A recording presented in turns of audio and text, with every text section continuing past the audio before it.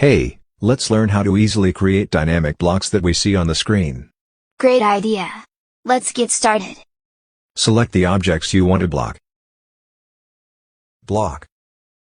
Name, dining table. Open in Block Editor, click OK. Parameters. Linear. Start point, end point. Label location. Actions. Stretch. Click the parameter point to associate for action. Create stretch frame. Create a window for objects to stretch. Enter. Stretch parameter ready. Select the parameter. Properties. Value set. Dist type, increment. Dist increment, 70 centimeters. Array. Click the parameter. Select objects to array. Enter.